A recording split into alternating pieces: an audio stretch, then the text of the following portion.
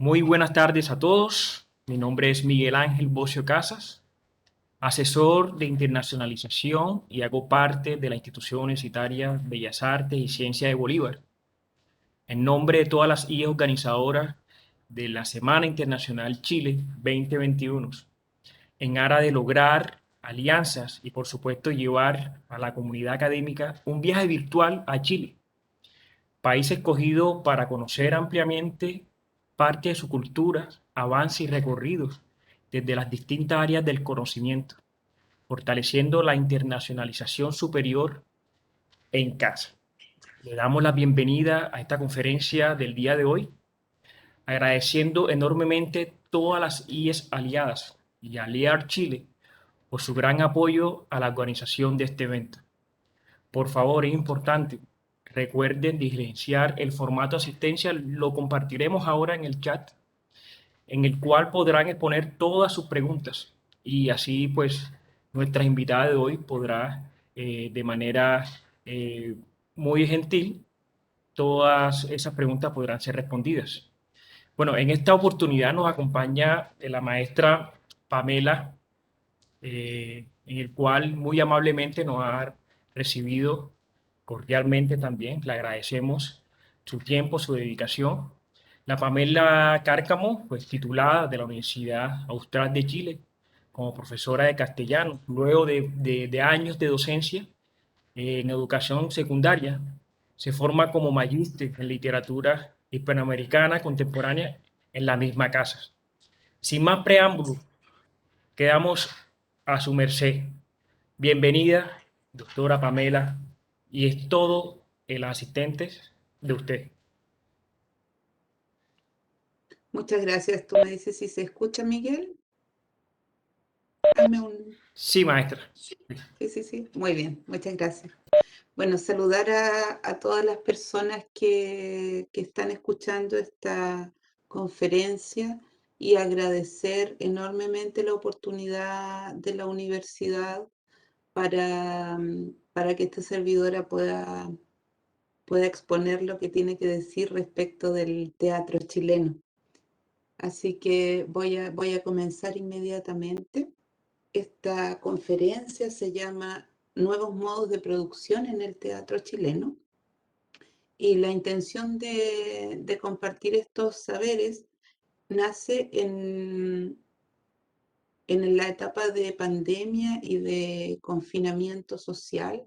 Por lo tanto, puse como subtítulo a propósito del confinamiento y la estrategia comunicacional de The Coke Company.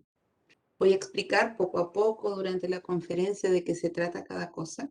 Sin embargo, antes quiero explicar que mi línea de investigación, para que nos centremos, mi línea de investigación es la escritura teatral. Yo donde pongo mayor atención es en los escritos que se producen para el teatro. Entonces, vamos a comenzar a hablar de esto. A ver si logro que esto avance. Ahí sí. Bueno, lo primero que hay que despejar es la conceptualización de modos de producción teatral, que es lo que vamos a entender por esto. El profesor Juan Villegas señala en un texto del 2005 que las condiciones que se dan en un sistema cultural canónico o un sistema cultural que es modelo dentro de un territorio, normalmente está mediado o está determinado por la forma en que las organizaciones teatrales se conforman. Entonces voy a leer una pequeña cita. Él dice: la organización en los grupos teatrales es de importancia en toda la historia del teatro y probablemente una historia de sus sistemas de organización, jerarquías, modos de financiamiento, distribución de responsabilidades. Estos elementos, ¿cierto?, proporcionarían significativas claves de las artes escénicas. Entonces dice Juan Villegas que cuando uno quiere mirar un sistema cultural, en este caso el teatral, lo que hay que mirar es la manera en que esos grupos se organizan. él advierte que existen en todos los sistemas culturales distintos tipos de grupos. Existen grupos colaborativos, existen grupos que viven para el teatro como una acción poética de vida, existen grupos teatrales que se conforman a partir de la existencia de un maestro que enseña y que va modelando el trabajo teatral, como también existen las compañías teatrales independientes, ¿no? Entonces, yo comienzo preguntándome cómo se hacía teatro en Chile antes del confinamiento.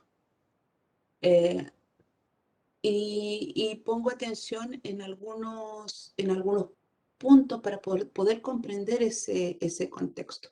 Bueno, aquí puse un par de fotografías sobre las obras que se realizaron muchísimo antes. No estoy pensando en 2 años antes, estoy pensando en 2 décadas anteriores.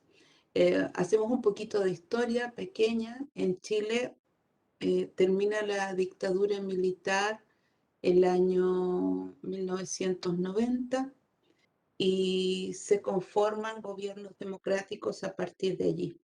Entonces, antes de que llegara este tiempo de democracia, pasó un tiempo largo, 17 años para ser exacto, de un apagón cultural, algo que se llamó apagón cultural debido a que no podían haber espectáculos por los toques de queda y los espectáculos que se mostraban en el país o que estaban en la cartelera no podían tocar zonas políticas, ¿no? Entonces, en este sentido, hay una disminución enorme de la escritura teatral. Cuando termina ese periodo, hay un momento de transición en que las artes y todo el sistema cultural sufre distintos cambios. Con la idea de la democracia aparece también la idea de la libertad y el teatro se cuestiona muchísimo sobre qué es lo que va a presentar, qué es lo que quiere mostrar al público. Entonces, en este sentido, el tipo de obras que logran adueñarse de la escena nacional tiene un componente importante y ese componente importante es que empieza a haber un teatro que es eh, un teatro de director, digámoslo así. No tiene tanta importancia la escritura teatral ni los guiones que se generan para la escritura, sino más bien la puesta en escena, la propuesta estética de ciertos directores teatrales. Por ejemplo, en Chile existe un director teatral muy importante que marca un límite entre el teatro anterior que se hace en Chile y el teatro nuevo, que es Andrés. Oh, ahora se me. Ay, bueno, no importa, lo menciono en un momento más.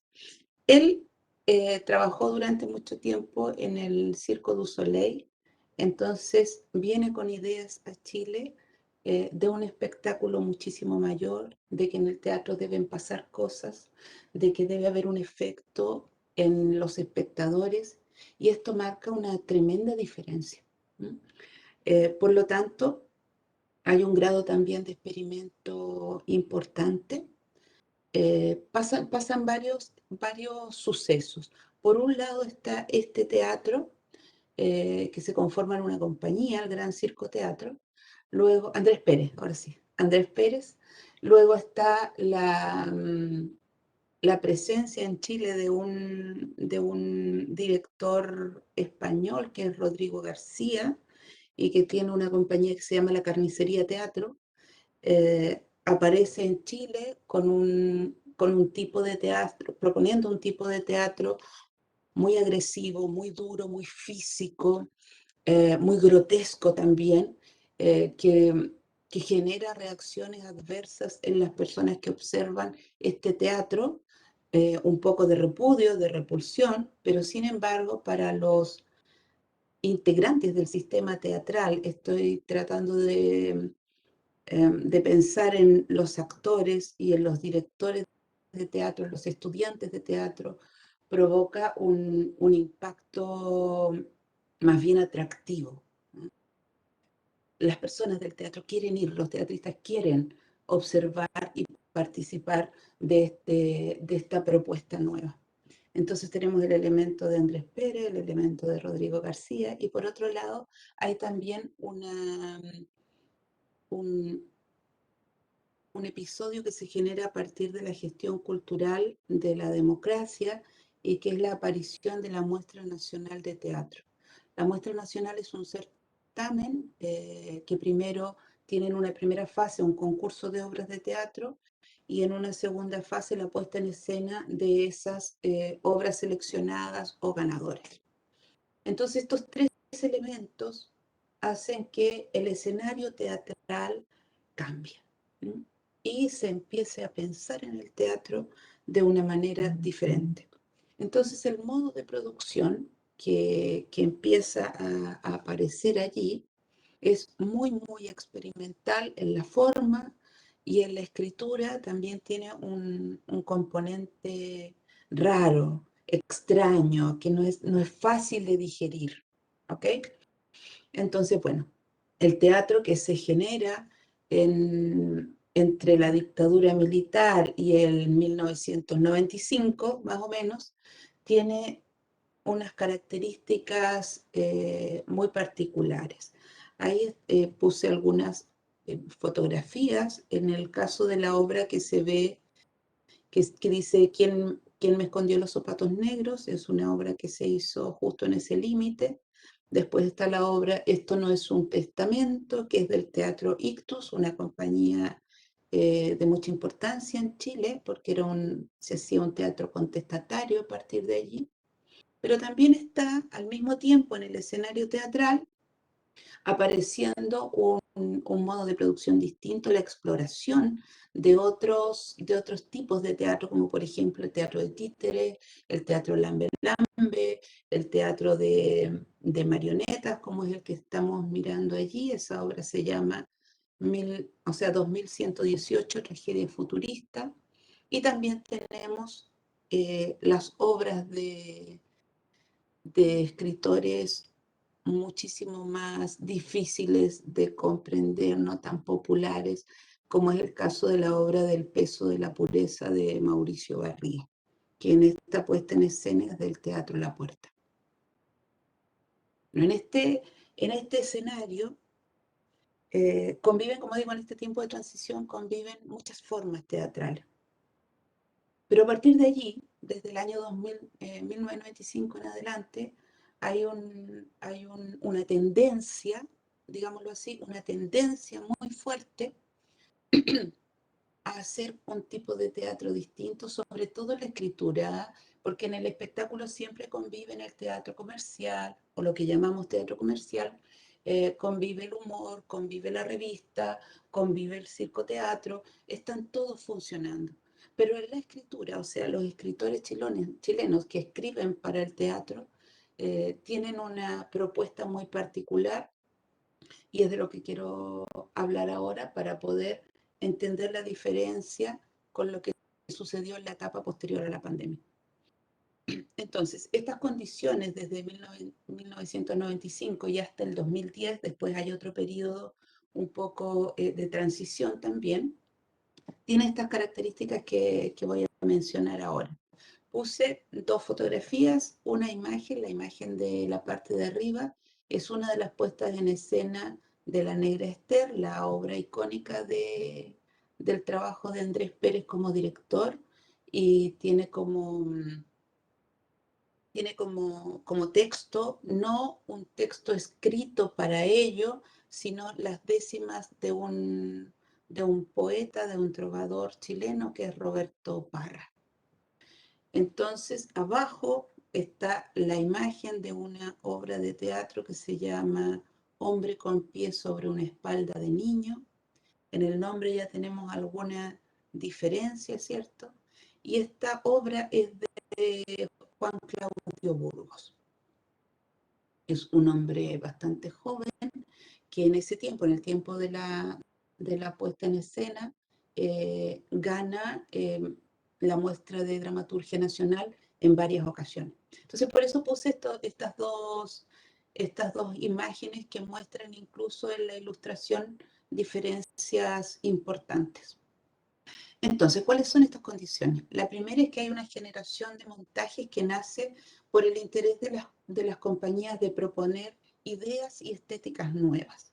La mayoría de las compañías lo que hace es que está pensando en el montaje más que en resucitar un texto o en más que mostrar un texto. O sea, el componente literario pasa un poco a un segundo plano. Luego, en cuanto al financiamiento, hay muchas modalidades de financiamiento, entre las que podemos nombrar la autogestión tal vez como una de las principales. Luego, algunas subvenciones menores de los teatros universitarios. La mayoría de las compañías postula a fondos concursables. Hay un fondo muy importante en Chile que se llama Fondart, pero ahí se convocan a muchas instancias artísticas, no solamente al teatro, a los festivales teatrales, que a partir de los festivales se puede ganar por medio del premio un montaje, y también en las asociaciones que hacen las compañías con las salas de teatro. Algunas compañías también tienen sala, pero son muy poquitas. Entonces, el universo teatral que en Chile se asienta más bien en Santiago, en el resto del país, en las distintas regiones del país, que son 15, hay una cantidad muy menor de producción teatral. La mayoría de la producción teatral se concentra en Santiago. Entonces, ¿qué sucede allí con esas compañías? Las pocas compañías que eligen trabajar textos de escritores chilenos que están produciendo en ese momento, son, como digo, son pocos y todos comparten unas características similares. Todos estos autores son profesionales, han salido de las escuelas de teatro de las grandes universidades de Chile, que son la Universidad Católica, la Universidad de Chile y alguna más. Todos tenían a esa altura unos 30 años, más o menos, ¿no? Y todos también están en una intención de proponer al teatro ideas novedosas. Y estas ideas novedosas conversan de alguna manera con con el contexto político por el que Chile atraviesa, por la conversación con los derechos humanos, por la conversación con los grados de violencia altos que se empiezan a comprender y a destapar muchos casos que se conocen de abuso en la dictadura militar. Y aparte de eso también empieza a cuestionarse sobre la tecnología y la globalización. Entonces la escritura teatral concentra autores, algunos autores independientes, otros autores que escriben para una compañía determinada, pero lo que más hay es creación colectiva. Y en la creación colectiva se pierde la figura autoral. ¿Cómo son las puestas en escena? Son muy experimentales, como ustedes pueden observar en las imágenes, y también buscan en el público no afectarlo intelectualmente, sino que buscan afectarlo a nivel de sensaciones. ¿Qué es lo que le pasa? Quieren que resulte provocativo. En este sentido, el experimento teatral debe funcionar como funciona el principio de la performance, ¿no? Debe ser en ese momento, en ese lugar, ese sentimiento y una situación irrepetible. Desafía la fugacidad en ese sentido. Presenta así este tipo de teatro un problema, o más bien las compañías tienen que enfrentar un problema. Y es que las temporadas son temporadas cortas, ya vamos a ver por qué. No logran permanecer en sala mucho tiempo, no tienen públicos extensos, y las obras que se han presentado son obras que en la escritura son premiadas, pero que va a haber poca gente. Y que cuando la gente va a verla sale con una sensación muchas veces de no entender y otras veces de desagrado. ¿Qué es lo que hace que este escenario sea tan extraño? Después de mucho tiempo de investigación, la conclusión que observamos o que podemos deducir es que existe una transversalidad en ese teatro de un efecto siniestro. Siniestro en el sentido en que lo plantea Sigmund Freud en su obra. Puse aquí abajito en una especie de epígrafe con mis palabras, porque la verdad es que la explicación de Freud es un poco más técnica. Él dice que lo siniestro aparece cuando lo familiar se vuelve horroroso. O sea, cuando efecto de la represión, algo que hasta cierto minuto era familiar, de pronto te das cuenta que es terrible. ¿M? Y eso provoca espanto. Por poner un ejemplo muy simple, cuando, cuando una niña está en la admiración del padre, no ve las características negativas del padre, y si en algún momento ese padre se convierte en un violador de la hija, esa imagen se vuelve siniestra. Lo siniestro para Freud tiene varios componentes, pero el componente más importante a través del cual se manifiesta es la duplicación del yo. Ese es el extremo. Tiene que haber de alguna manera una bifurcación, una decisión, una diferencia entre un yo y un otro. Ya sea porque tu cuerpo se ha dividido, porque la persona se ha dividido, o porque una persona es muchas personas a la vez. Este efecto es algo tan pesado de digerir, porque los espectadores que van a observar este teatro no necesariamente tienen conciencia de aquello. Entonces simplemente les resulta eh, raro, extraño, difícil de entender y no disfrutan. Entonces ese es el primer componente de este momento, que desafía la experiencia que es estéticamente placentera. Se supone que uno debería ir al teatro para sentir placer como va al cine o a algún otro evento.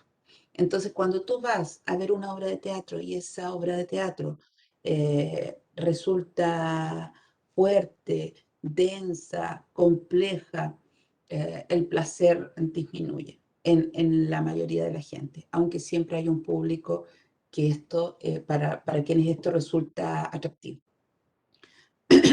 Después, el segundo elemento es que ese teatro siempre revela una verdad que es horrorosa. Nadie quiere estar frente al horror, nadie quiere ver el horror.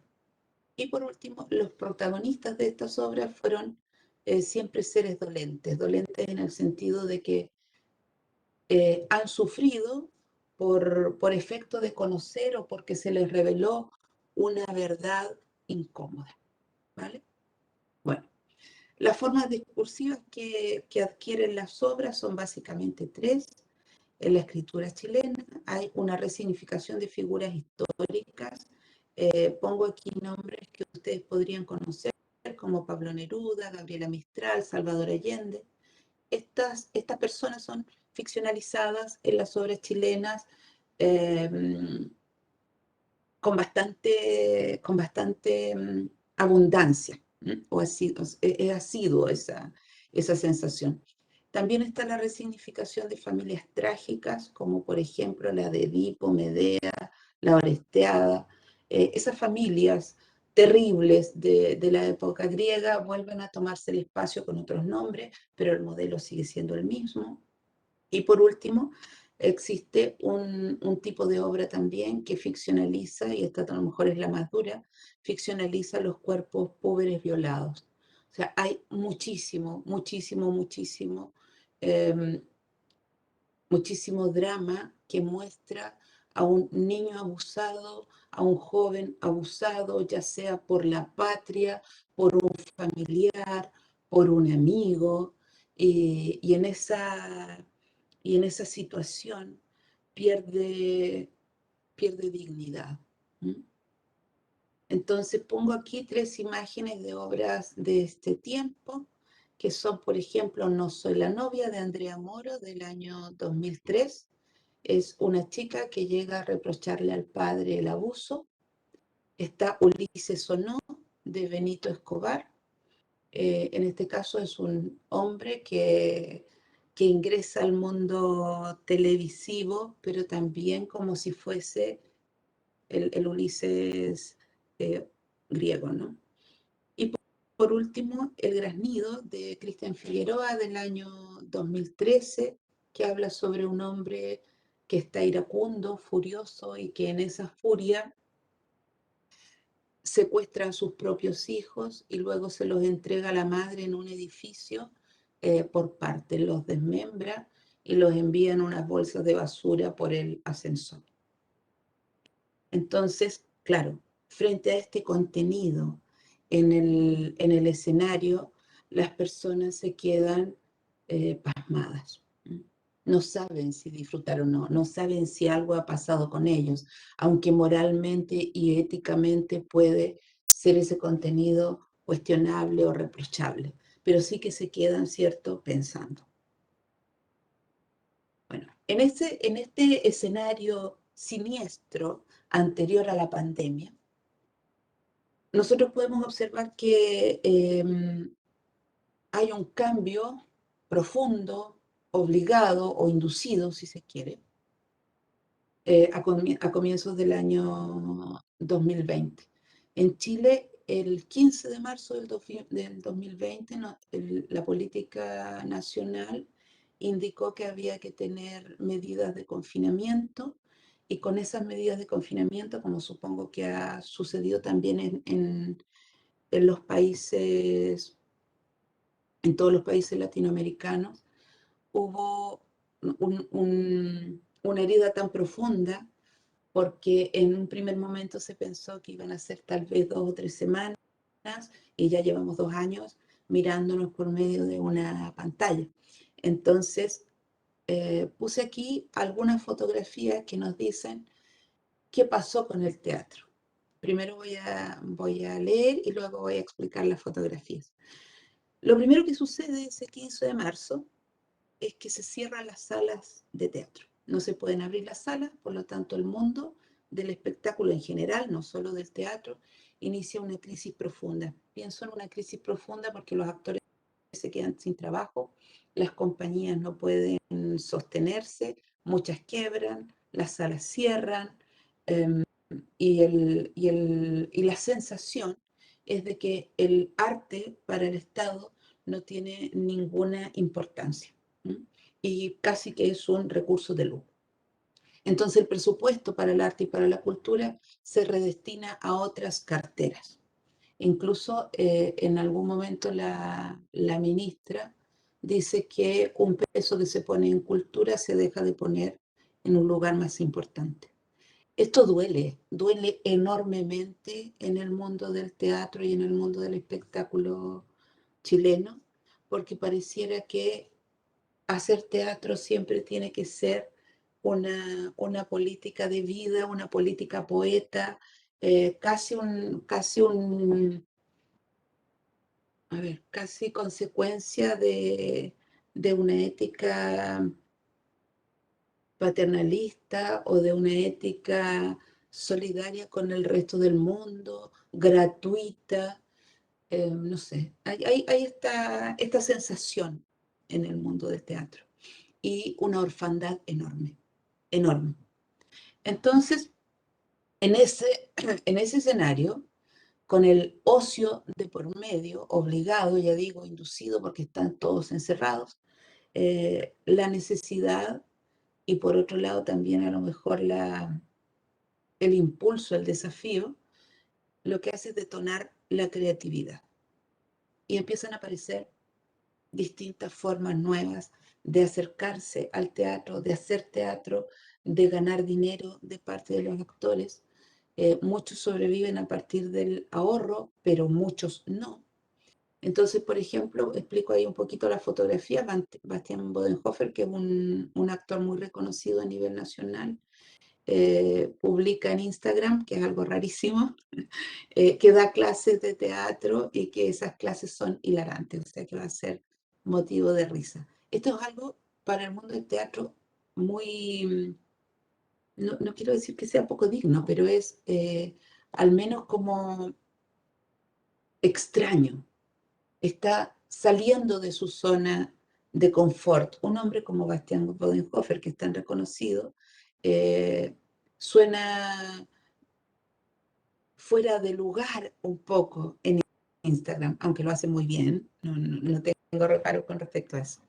Pero para las personas que lo observamos, decimos, ¿por qué? ¿Por qué está allí? ¿Por qué no está haciendo otra cosa? ¿Mm?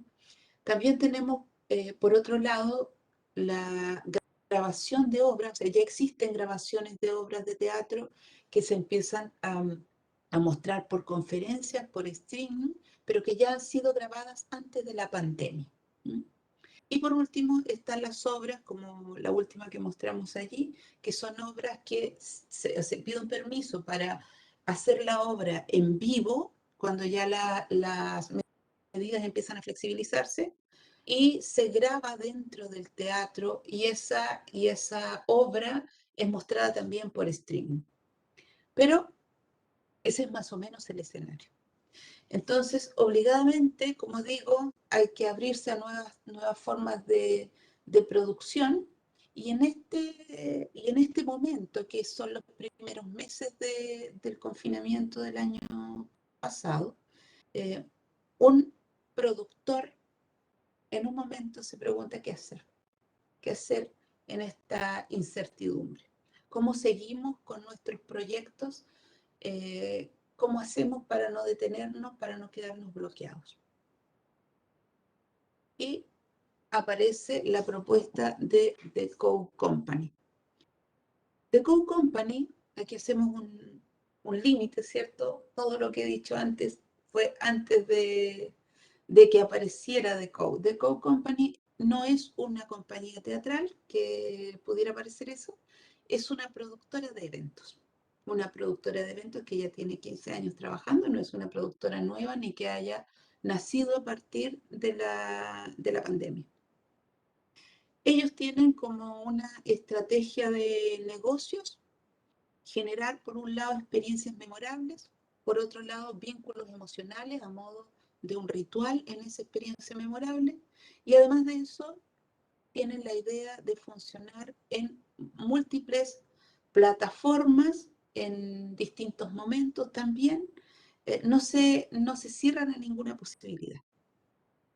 Esta productora de eventos tiene al menos una línea de trabajo teatral, produce eventos teatrales, no sin reparos, porque el mundo teatral en Chile es muy hermético. Entonces esto de acercarse a una productora o trabajar con una productora para producir teatro es extraño, es raro, es acercarse al mundo del comercio, al mundo de los negocios, al mundo del dinero, que es un mundo al que el teatro yo creo que le tiene un poco de miedo. Porque en el mundo del teatro, en el mundo del arte, en el mundo elítico, ¿cierto? Uno se siente muy cómodo, muy protegido. Salir de allí para ir hacia el mundo de los negocios es un paso difícil de dar. No, no digo que esté mal, pero cuesta. Cuesta alejarse del arte y acercarse al dinero. Ese tránsito es un tránsito difícil, al menos en Chile. Yo supongo que, por ejemplo, para lugares como Broadway no, pero en Chile sí, porque también implica probablemente acercarse a una posición política que no les guste. Entonces, digo esto para explicar que The Code Company hizo al menos 25 obras antes de la pandemia, produjo 25 obras. Al principio esas obras fueron producidas con mucha desconfianza, o sea, no producidas, sino que aceptadas con mucha desconfianza por los actores o por las distintas compañías, pero poco a poco la excelencia del trabajo también fue mostrando que era una posibilidad. Era una posibilidad sobre todo de que los roles se separaran y de que el director no tuviese que hacer también de gestor cultural y de buscar el financiamiento y de cortar las entradas eh, al momento de que llegaran los espectadores. Entonces la productora se preocupaba de todo lo que era técnico, de todo lo que era la difusión del evento y los actores podían preocuparse solo del teatro. Bueno, en este sentido, hay al menos 3 obras que muestro aquí. El equipo que está sobre la mesa blanca es el equipo de Co-Company. Ustedes pueden ver que son personas muy jóvenes que también tienen entonces tienen otro imaginario. No el imaginario anterior que conversa con la dictadura, sino que es un escenario que conversa con Internet, que conversa con las redes, que conversa con otro tipo de universo. Y obras como, por ejemplo, Sunset Límite, Rojo o Un Dios Salvaje fueron obras que produjo esta empresa. Uno de los integrantes de Co-Company es Marco Albo. Marco Albo tiene entre sus gustos personales el teatro. Entonces, por esa razón, él desarrolla esta línea dentro de su empresa. Y en los primeros días de la pandemia, estamos hablando de una semana después de que se dio la alarma del confinamiento en Chile, él tiene una conversación con Hernán Casiari, que es un actor argentino, con una obra que se llama Quédate conmigo, Lucas, y que él quiere traer a Chile. Y en esa conversación, Hernán le dice que no la puede hacer, pero que si quiere se quede a escuchar unos cuentos que él iba a leer por internet. Y en ese momento, Marcos dice, wow, qué rápido responde al confinamiento, qué rápido se reinventa, qué rápido se le ocurre algo. Y él también empieza a pensar en esta posibilidad. Se queda entonces con la idea de que tiene que hacer algo similar y para ello conversa con Rafael Gumucio. Rafael Gumucio es un escritor chileno que se dedica a la crónica y a la historia. Tiene buena relación con Marco y Marco le pregunta si es que tiene algunas obras que pudieran leer por internet, algún cuento, alguna crónica. Y entonces Rafael le dice, pero ¿para qué vamos a leer algo que ya está escrito? ¿Por qué no escribimos algo a propósito para, para esta ocasión? Él se entusiasma y le dice que sí. Entonces, en ese minuto, Marco tenía 4 obras que no pudo estrenar y que había entonces que, de alguna manera, resolver esos vacíos. Así que se ponen a trabajar con Rafael Gumucio y piensan en un modo de producción de una obra de teatro por internet. Así que después de esa conversación toman algunos acuerdos. Y esos acuerdos son, por ejemplo, que tenía que tratarse una obra por internet, solo podía tratarse de la simulación de un evento que se realizase efectivamente por Zoom, o sea, para que fuera creíble, no para que fuera verosímil. Como por ejemplo, reuniones, juicios, funerales, licenciaturas, interrogatorios, citas, rituales, una serie de cumpleaños, una serie de situaciones que efectivamente pudieran replicarse como obra de teatro. Lo segundo, en lo que se ponen de acuerdo Marco y Rafael, es que van a hacer comedia, que las obras tienen que ser comedia porque es la única manera de sostener a un público que no ven. Se pregunta cuánto tiempo podría soportar un drama, o sea, cuánto tiempo una persona podría sostenerse mirando un drama. Es demasiado. Por lo tanto, deciden que las obras podrían durar 40 minutos y que además, por tiempo, le regalarían al público 20 minutos de un conversatorio. O sea, que las personas iban a poder conversar con los actores que estaban haciendo la obra. En Chile esa es una práctica bastante común en algunos tipos de teatro donde se hace escuela de espectadores o en algún tipo de teatro que es más social y que merece una conversación final sobre la obra. Bueno, entonces dicen lo podemos hacer, pero lo podemos hacer por Zoom. Así que deciden eso y finalmente también hablan del dinero, cuánto podrían cobrar por eso, y deciden cobrar entre 4.000 y 5.000 pesos, que son en Chile, 5.000 pesos son como $6, puse ahí la conversión más o menos. Y comienzan, le dan el punto de partida a su proyecto y empiezan a pensar cómo van a hacerlo para convocar gente. Y ahí empieza una estrategia de difusión, de promoción, que está en el marco de esta nueva forma de comunicación con las personas. La primera función, dicen ellos, tiene que ser gratis, no perdemos nada. Como no sabemos qué va a pasar, es posible que nos vaya bien. Luego hacen difusión en redes, ya sea las redes de los mismos actores que fueron convocados, del escritor, de la productora, ¿cierto? Y invitan a la gente, pero la gente tiene que registrarse para poder ingresar al evento. Entonces, como se inscriben en la página, tienen que dejar un correo electrónico. Y de esa manera ellos crean una base de datos de 1.000 correos. 1.000 correos. Es impresionante la convocatoria de ese primer evento, por lo tanto también consiguen algunas notas de prensa que hagan publicidad. Y la primera obra es esta que está puesta aquí en imagen, se llama Una nueva vida. Hay 3 actores reconocidos en Chile y estos actores son muy dúctiles. Entonces se atreven a realizar esta experiencia, este experimento de Internet.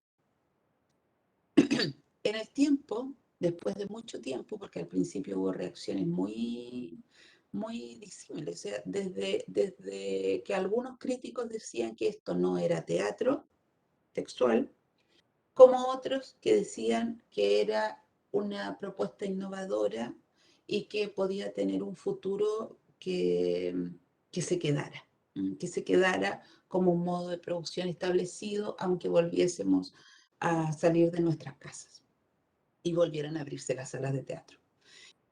Entonces, después de ya 2 años de trabajo que se ha seguido haciendo, podemos decir que adquiere legitimidad. También podemos decir que es un modelo a seguir porque muchas otras compañías y muchas otras organizaciones tomaron un camino similar. Por ejemplo, el Teatro del Lago, que está en el sur de Chile, el Teatro de Finisterra, que está asociado a una universidad en Chile, y también el Teatro Amil, que es una de las fundaciones más grandes de teatro, de artes escénicas, y que está asociada con una sala que se llama GAM. Y por último, el corolario es la internacionalización. Hasta este minuto, incluso DECO ha tenido gestiones con Argentina y con Colombia, de hecho. En Colombia, o se acercan al mundo de Colombia a través de una tiquetera.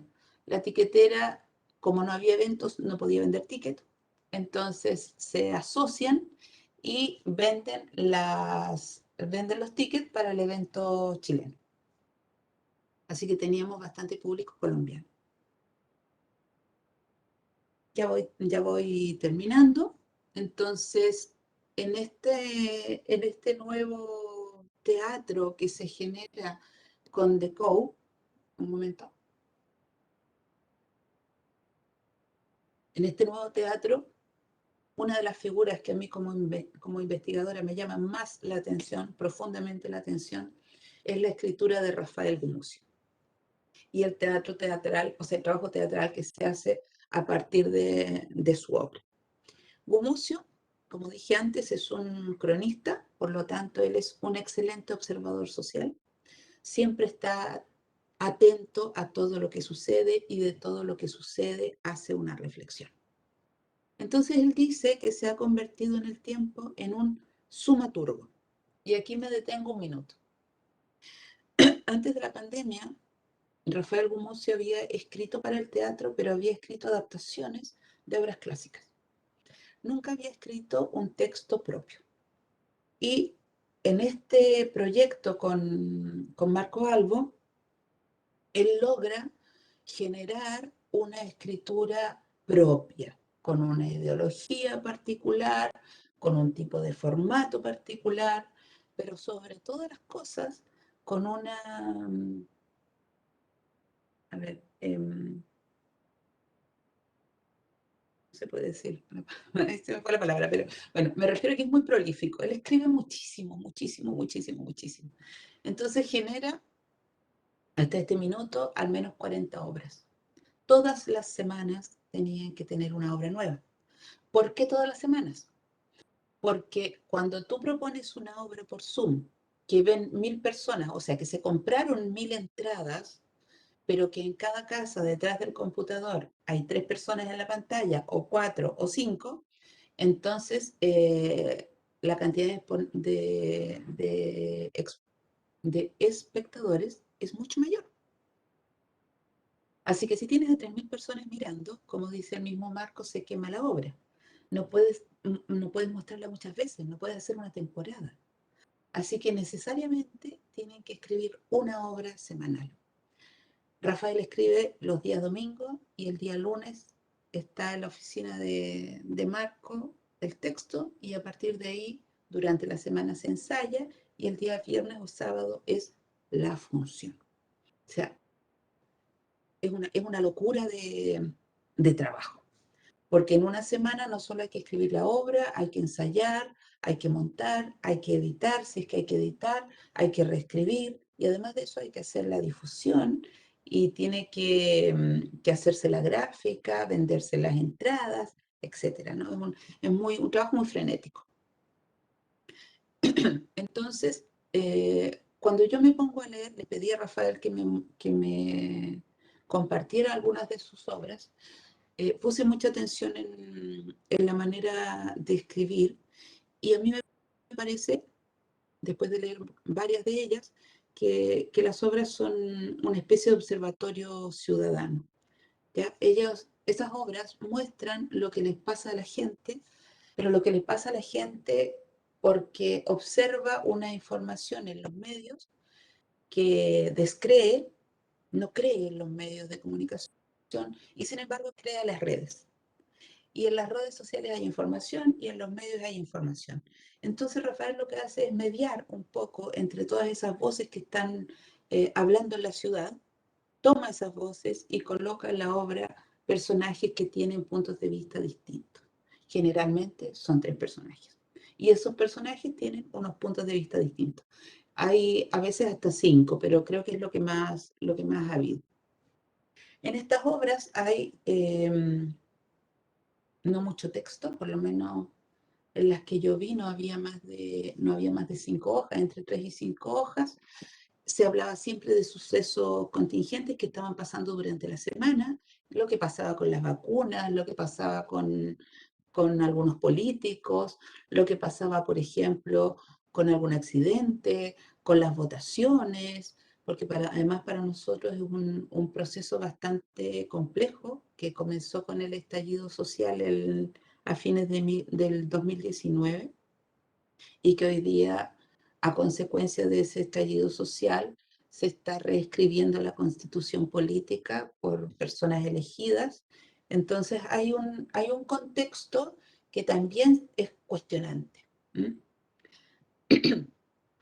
Y en el formato teatral exclusivamente, la comedia tiene una particularidad, y es que es comedia hasta el medio, hasta la mitad de la obra, del texto, y de allí en adelante viene una peripecia, como en las tragedias griegas, y un reconocimiento. Eso implica que hay una verdad también que se sabe a partir de un elemento que da un giro a la obra. Luego, otro elemento que me surge como muy importante es que el director, la figura del director teatral, que en la generación anterior tuvo tanta importancia, aquí desaparece. Como no es necesario que exista un director, como no quieren repartir las pocas ganancias que van a tener, o las muchas ganancias, entre más personas, Entonces tratan de que los roles sean mínimos. Y el rol que aquí ha caído porque fue el punto más delgado del hilo es el director. Entonces, ¿qué hacen? Las personas que están trabajando como actores y el productor, porque Rafael no tenía tiempo como para eso siempre, y el productor, que en este caso es Marcos Albo, entre los actores y Marco se genera esa coordinación, ya no una creación colectiva, sino que un trabajo colectivo para presentar la obra el día viernes o sábado. Entonces funciona también como si estuviese mediando, modelando el trabajo. Y me quedo con una frase, con una oración que está en la obra Servicio al Cliente de Rafael Gumucio, que es del 2020, y él en voz de uno de los personajes dice, ¿qué podemos hacer ahora por la pandemia? Más que contarnos la vida los unos a los otros. Este principio es el principio de las obras de Zoom de Rafael Gumucio para The Coke Company. ¿Cómo terminan todas las obras? Todas las obras terminan con un conversatorio. Puse aquí una imagen de un conversatorio después de las obras del día viernes y como ustedes pueden observar y como habrán tenido también la posibilidad de vivir ustedes, aquí se juntan varios elementos en un conversatorio. Primero está la idea detrás de Marco y de The Coke Company, de poder saber a través del conversatorio qué es lo que la gente cree. Porque como no la pueden ver en la sala de teatro, no saben si se fue feliz, si se fue contenta, si fueron tristes, si se enojaron, si lo encontraron absurdo. No saben esa reacción del público. Entonces en el conversatorio se les pregunta a las personas que levantan la mano para participar y poder abrir su cámara qué sintieron, qué pensaron y qué les pareció la obra. Muchas veces las opiniones de las personas que están en el conversatorio son opiniones del tipo felicitaciones, me gustó mucho, algún argumento simple y sobre todo lo que más hay es se valida ese espacio como un momento para hablar de cómo yo me identifico con esta obra, para hablar de mi experiencia personal, para testimoniar algo que me ha sucedido, que estoy enferma, que estoy sola en casa viendo la obra, que mi marido se murió ayer. Este tipo de relatos de pandemia tiene un espacio muy importante dentro de los conversatorios.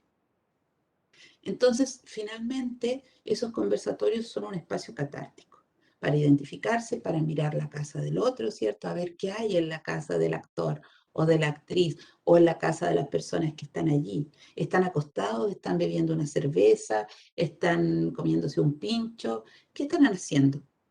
Hay algunos que se arreglan, otros que no se arreglan, hay personas muy cómodas en su cama y otros que están en el living comiendo algún picoteo.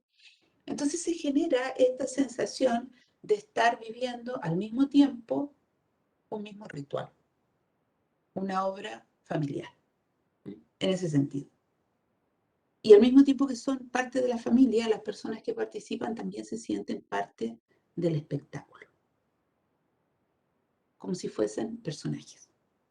Entonces hay algunas personas que como estrategia de fidelización, se podría decir, se mantienen. Y ya se conocen a los actores, y está María Jimena, y está Mili, y está la chica que trabaja en el hospital, y está la señora que tiene cáncer. Esas personas empiezan a participar de una misma red.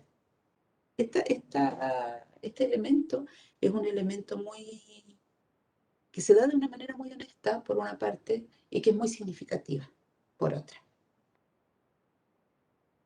Con esto termino. Última diapositiva. lo que les estoy mostrando ahora son algunas de las, de las, de las imágenes con que se publicitó las obras del año pasado y este año, como digo que ya deben ser cerca de 40, esta reunión de directorio, el padre, duelo, asesora del hogar, el laúd francés.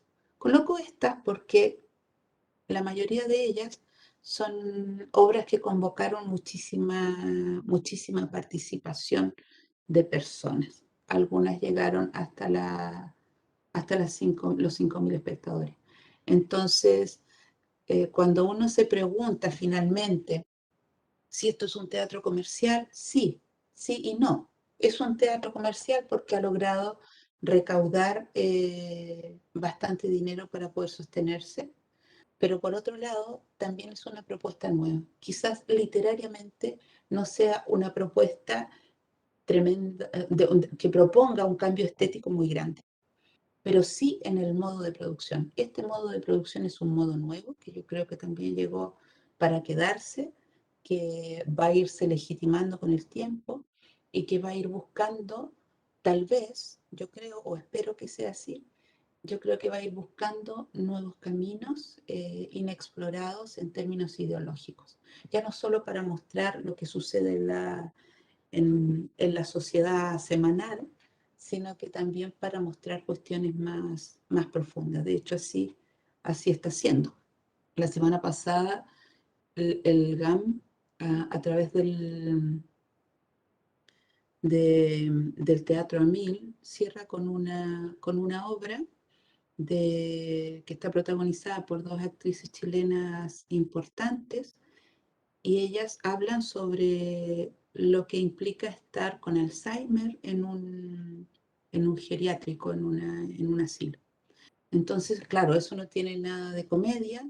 Hay algunos cambios en la forma de grabar que se acercan un poquito más al cine y que tienen la particularidad que siento que tal vez sea lo más importante, que es la posibilidad de llegar a muchísimos hogares, sobre todo en Chile. Yo no sé cómo será en Colombia, pero como en Chile hay poco teatro en las regiones y como decía adelante, solo o se concentra el teatro en la capital, este teatro de ahora, este teatro de Zoom, para el que escribe Rafael Gumucio y que produce The Co Company a través de Marcos Albo, puede llegar a las casas de todos los chilenos.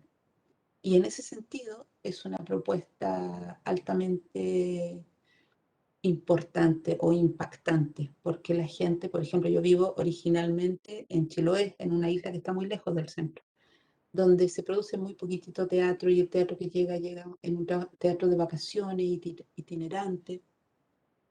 Y entonces, a través de este tipo de plataformas, podemos acceder al teatro.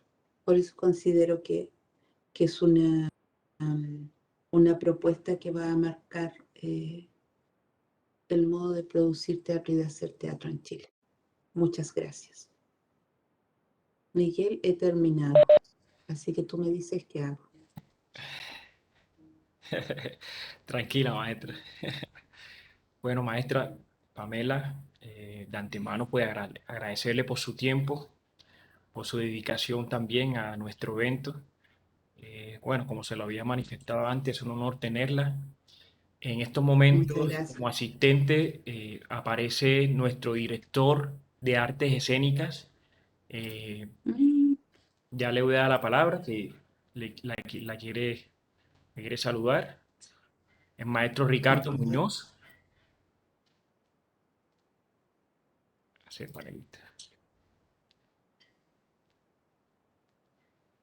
Ricardo,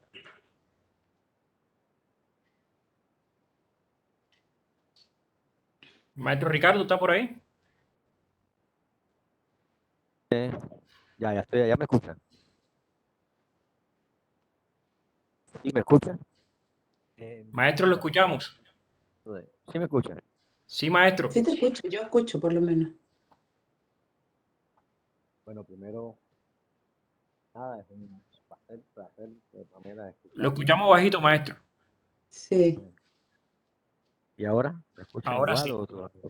ahora sí me Bueno, oigo mejor. bueno, primero un inmenso placer tener la oportunidad de escuchar un poco la experiencia bueno, para Maestro mí pues Ricardo, celular puede pegárselo un poquito más al estoy en el donde computador, habla. no estoy en el celular, computador. A ver un momentico, espérate. Así me escuchan, mejor. Sí, ahora sí mejor. Bueno, listo. Decía que, Pamela, primero que nada, qué delicia escuchar su experiencia y especialmente hablando de dramaturgia, de la escritura dramática y de cómo de alguna u otra manera se ha, eh, digamos, no exactamente reformulado, pero sí de alguna u otra manera se ha eh, transformado o se ha planteado de una manera sobre las circunstancias de la dramaturgia. Yo creo que es un paralelo de eso. Yo soy cubano, así que puedo hablar de dos territorios. En Colombia llevo ya 20 y pico de años. Y y podría decir que hay una sensación similar en cualquiera de nuestros países. Creo que por una parte está lo que humanamente el hombre se replica en términos de pensamiento y en ideas que de alguna u otra manera eh, construyen unas temáticas similares. Y por otra parte está el hecho de la ausencia, ¿no? Que de alguna forma nos ha puesto esta situación a repensar el teatro. Eh, en algunas partes ha sido muy específica, muy determinada por los nuevos medios. En otras a veces se ha cerrado un poquito, en algunos se ha cerrado un poco, y yo creo que de todas maneras la dramaturgia siempre ha sido un espacio de supervivencia. Creo que donde lo que replica la dramaturgia es al mismo tiempo el terreno por el cual se forma después las diferentes agrupaciones y las experiencias prácticas. Así que creo que en estos años todavía vamos a tener va a haber una parte que mire hacia atrás y una parte que se reformule totalmente en nuevas fórmulas, no solamente retadas por la tecnología, sino por un despertar, un poco de ese despertar en términos de la necesidad de comunicarnos, de que el teatro empiece a decir de formas distintas.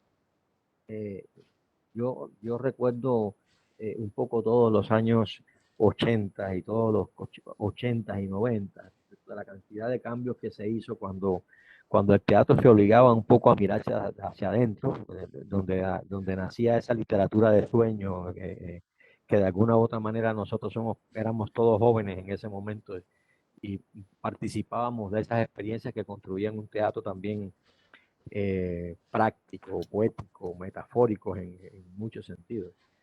Y hoy día eso creo que ya no está visto en el lugar específico de la puesta en escena, sino que la dramaturgia en sí está replanteándose, se hace preguntas a sí misma. Yo creo que por la necesidad misma de un decir, no sé si de un nuevo decir, pero un decir que necesitamos escuchar, así como se necesita el abrazo, así como se necesitan los encuentros, creo que también se necesita otras formas de llegar.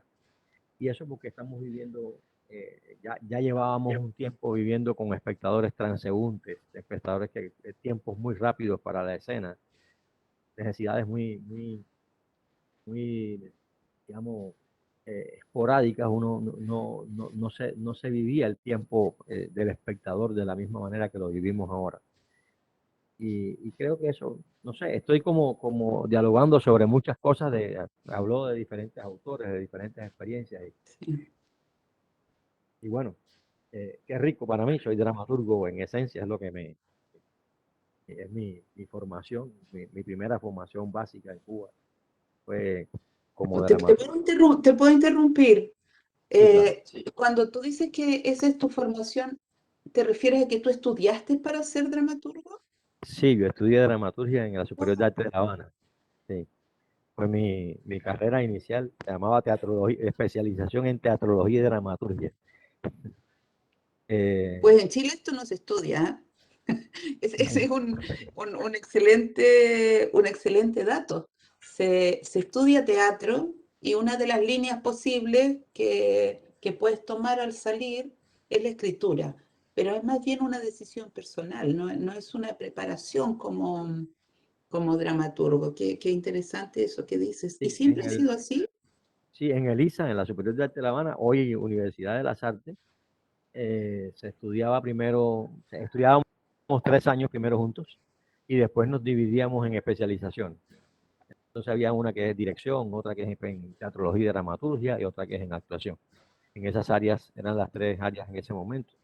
Ya después nació la carrera también de dirección para televisión, pero en ese momento que yo estudié, la Facultad de Artes Escénicas graduaba en 3 especialidades: teatrología, dramaturgia, actuación y dirección escénica. Qué Así. Y maravilla. era muy rico porque era también unos años donde maestras como Flora Lauten, no sé si conoces, Raquel Carrió, eh, Magali Cubercia, eh, eran maestras que eran De ella jóvenes. he leído algunas cosas, pero un trabajo más crítico que dramatúrgico, de Sí, Magali. sí, no, en el caso de Magali es básicamente Magali es teatróloga, es que ella en realidad era Sí. de la crítica, que ha trabajado muchos años con el CELSI. Eh, Sí, y en esos años ellos de alguna u otra manera inspiraban un poco también la exploración, la investigación escénica desde todas las áreas. Y eso generaba también una dramaturgia para nosotros que nos retaba a pensar en el cuerpo, a pensar en la antropología, toda esa época donde además nació la Escuela Internacional de Teatro, conocíamos ahí Miguel Rubio también, Antúnez Filo, Andrés Pérez, de Sí. Chile. Todos esos maestros pasaron de alguna u otra manera en ese momento por allá. Y, y bueno, claro, nos inspiraba una dramaturgia. Por eso cuando estabas hablando, para mí es muy rico porque estoy escuchando además la diversidad de autores de, y cómo se lo están planteando.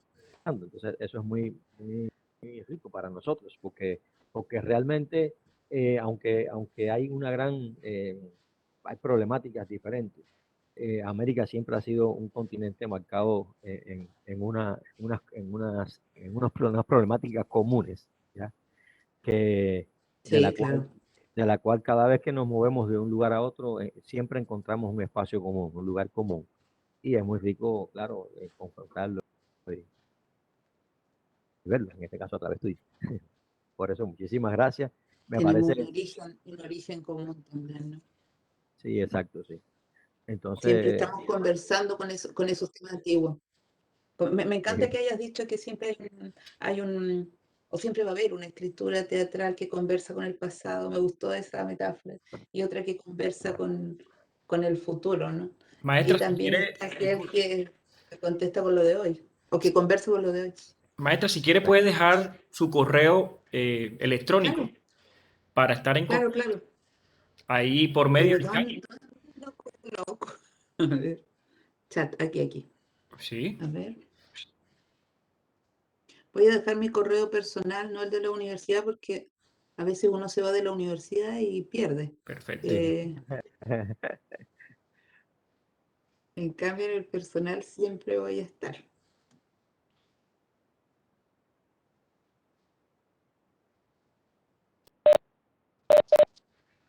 Bueno, ahí he puesto el nombre y el... No sé si Perfecto, se ve maestra. porque yo no lo veo. Ah, ya, ok. Sí, se ve muy bien. Bueno, maestra, muy agradecido, muy honrado. También agradecerle al maestro Ricardo Muñoz por esa intervención. Esperemos seguir trabajando de la mano. Sé que sí, la vamos a contactar para invitarla a futuras conferencias de nuestras instituciones. Y es un honor para nosotros tenerla en este evento, se lo he manifestado antes. Sé que es un tiempo y un momento difícil que estamos viviendo, pero ante todo la alegría que nos motiva para seguir trabajando, seguir educándonos y seguir formándonos. De antemano, gracias, maestra Pamela. Sé que su tiempo es limitado, pues digo yo acá, tiene otra cosa que hacer. Y al maestro Ricardo, también gracias por su espacio. esperemos seguir trabajando de la mano, ¿vio? Muchísimas gracias a ustedes por la oportunidad, sobre todo por esta conversación rica. Muchas gracias. Bueno, hasta tarde. Gracias Adiós. por todos. Gracias, hasta Gracias. luego. Gracias a todos los Chao, asistentes. chao. Feliz tarde.